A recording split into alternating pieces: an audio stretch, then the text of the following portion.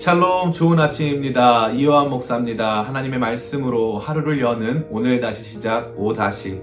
오늘 우리가 함께 읽을 말씀은 룻기 1장부터 4장까지의 말씀입니다. 이 중 중심 구절은 바로 3장 10절입니다.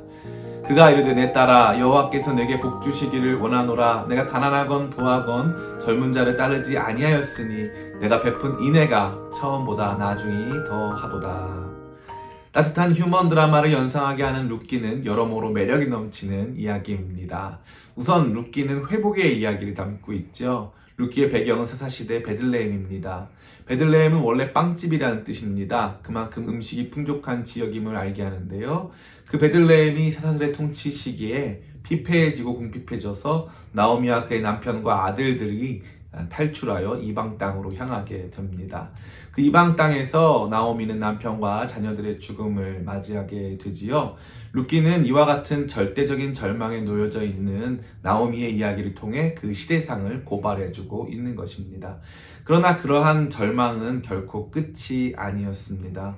절망과 슬픔의 땅 모압 땅에서 나오미는 하나님의 돌보심이 머물고 있었던 베들레헴으로 돌아옵니다. 바로 그 베들레헴으로의 귀환의 여정이 룻기의 출발이 됩니다. 그녀가 약속의 땅으로 돌아왔을 때 나오미와 룻은 도저히 기대할 수 없는 놀라운 회복을 경험하게 됩니다.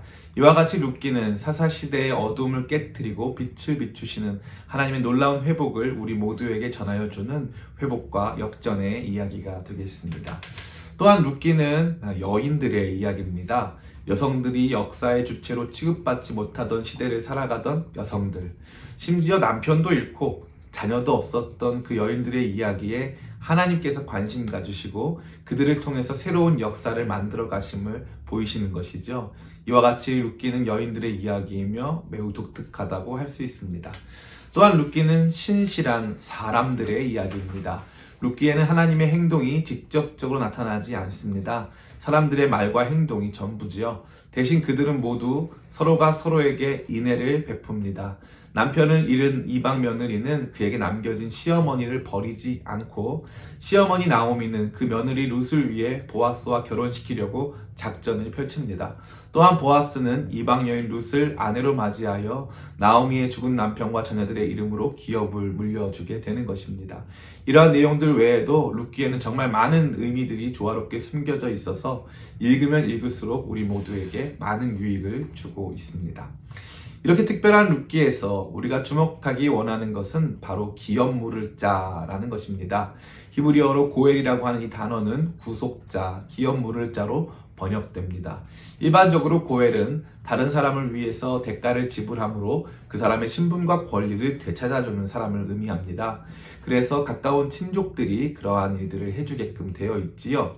남편과 자녀를 잃은 나오미는 존재의 의미를 상실한 상태였습니다. 다른 자녀가 없었기에 대가 끊기게 되었으며 동시에 그로 인하여 남편과 자녀들에게 속한 기업마저도 되찾을 수 없었던 것입니다.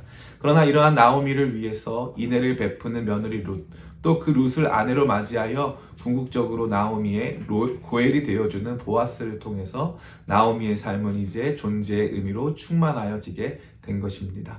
이러한 내용들이 룻기 전체를 아름답게 수놓고 있지요. 이러한 내용들을 바탕으로 오늘 중심 구절을 통해 우리가 생각하게 될 것은 무엇일까요? 그것은 바로 하나님의 역사는 신실한 사람들이 서로에게 베푸는 인애와 사랑으로 나타나게 된다는 것입니다.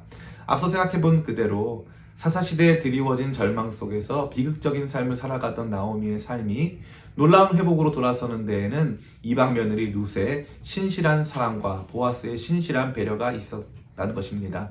하나님의 놀라운 역사는 이러한 사람들의 아름다운 배려와 사랑 뒤에 감추어져 있던 것이지요. 이와 같이 하나님의 능력과 사랑은 오늘을 살아가는 우리의 삶에 감추어져 있습니다. 보아스가 나오미와 룻의 기업 물을 자가 된 것 같이 우리도 누군가의 삶을 절망에서 끌어올리고 삶의 의미를 새롭게 하는 기업 물을 자가 될 수 있다는 것입니다.